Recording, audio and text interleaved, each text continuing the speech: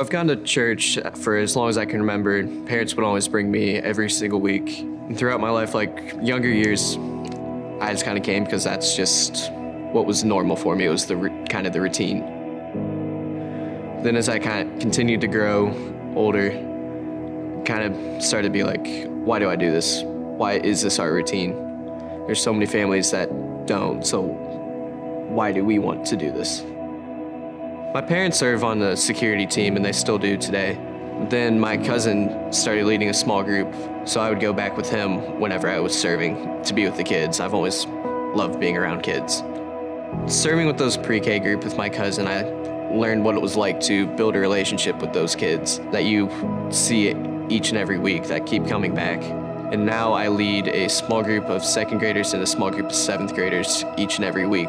The second graders now I've been with since they were in pre-K, and so that's been 4 years now. The seventh graders I started with last year in sixth grade, so I've been with them for 2 years now.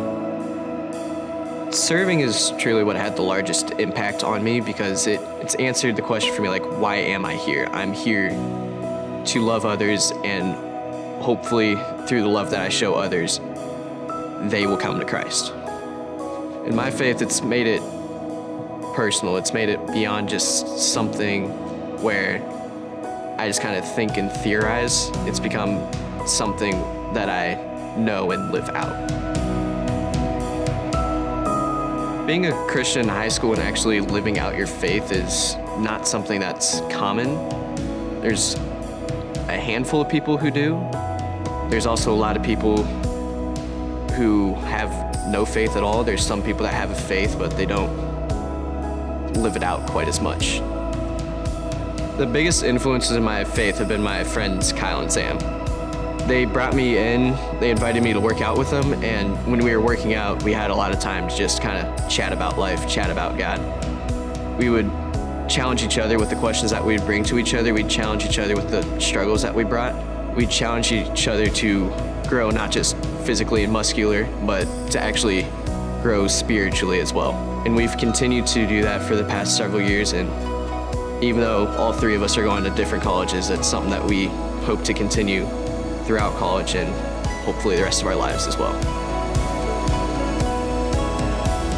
So I'm not planning to go into full-time ministry as a job. I'm actually planning to go into physical therapy, but I am interning for Tony Regato, our middle school's small groups director, so I can learn how to be a better small group leader. I knew that learning how to be a better small group leader and continuing to lead small groups throughout college and even after college would be something that would be a huge part of my life. So learning how to do that better so I can feed into the next generation was an opportunity that I knew I couldn't pass up on. I feel like I've built a solid foundation, and I've got a group of people around me, people my age, people older than me.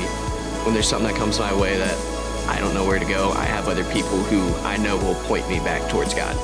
And that is what gives me confidence moving out of high school, that this isn't something that I'm just going to look past as something that I did in high school, but it's going to be something that I take beyond high school, that I actually continue to live out throughout the rest of my life. Even though I've been around in the church for a while, that I've grown up in the church, I have a story that can inspire others. I'm not just somebody who's grown up, but like I am somebody who's been able to live out my faith, and it's actually possible to do.